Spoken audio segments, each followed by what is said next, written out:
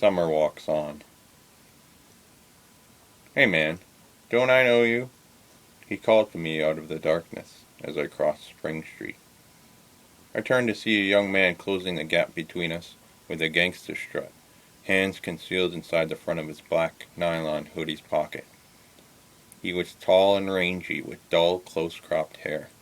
His eyes were black with dilated pupils, and the pockmarks on his face looked like the wet sand after a stiletto-heeled volleyball tournament. "I don't think so," I countered, and turned away, trying to give the impression of finality. "Yeah, man, I do," he persisted. As he drew up beside me, I immediately felt a tinge of alarm. The greyhounds could feel it too, as they began to close ranks beside me. 11 o'clock every night, my elbows are nudged by my two needle-nosed companions, trying to rouse me from inertia as I sit at the computer. Their persistence usually wins out, and off we go. Summer nights are my favorite time to walk them. The streets are quiet, the weather is pleasant, and there aren't many people around.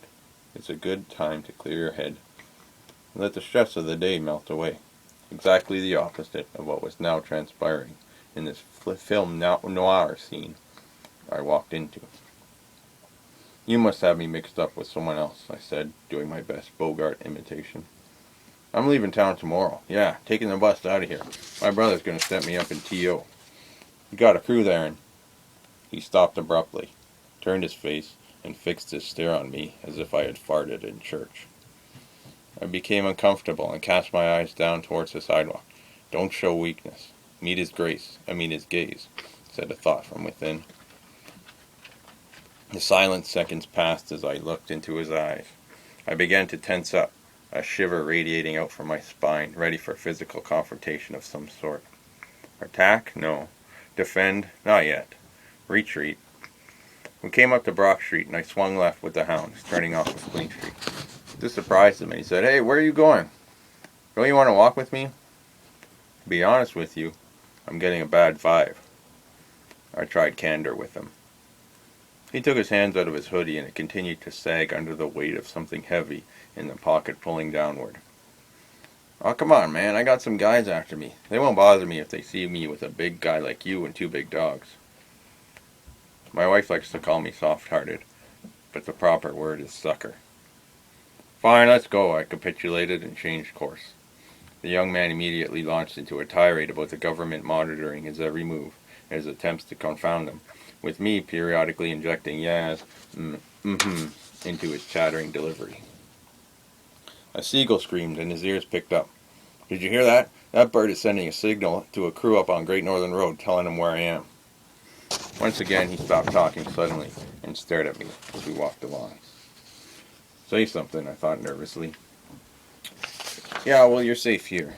You don't have to worry about that," was all I could come up with. This mollified him, and he began his next monologue about how much money he could make in illegal activities once he gets a crew. This exposition was not quite as long as Castro's speeches to the UN. As I was racking my brain, thinking about how to extricate myself from the situation, voices came to be heard ahead. Customers from Paul's Corner Pub were out on the stoop, sharing a dart. "Got a smoke?" "Name's Tyson," my companion opened his conversation like that. "Once he gets a cigarette, I'll leave him to finish it here," I thought. "Hey, Paul," I said to the proprietor, who was out smoking with his patrons. We were familiar from having crossed paths in the music scene years before. Possible backup if things go down, I told myself. "Hi," Paul returned as he exhaled some smoke. One of the smokers offered my sidekick a bogue. As he pulled his hand out of his pullover pocket to receive the cigarette, a 10-inch wooden spike rattled across the pavement. I shot a look at Paul like a drowning man, reaching for a life preserver. "Looks like a cool place. Maybe I'll come in here," said the young man. Time for my escape, I hoped. "Maybe you won't," said Paul, crossing his arms in front of the doorway. My escape was foiled as a sad trombone played in my head.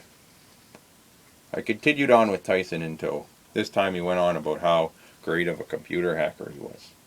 How his now expected sudden halt and piercing stare that stalled his discourse continued to keep me on my guard. We approached my street, and I decided to pass it without any indication of me living there. Just got out of detox. I think it was a good decision, he blurted out. A moment of illumination shone on me like the bright red letters of an exit sign. My way out.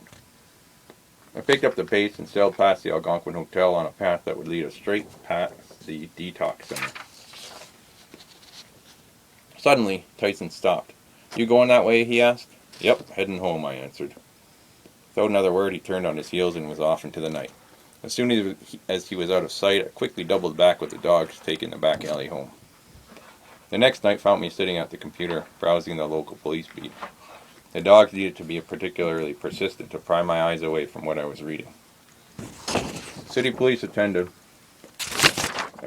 establishment in the 1400 block of Queen Street West after receiving a 911 call. It is alleged that a male attended at a local establishment and stabbed a male unknown to him several times with a wood spike.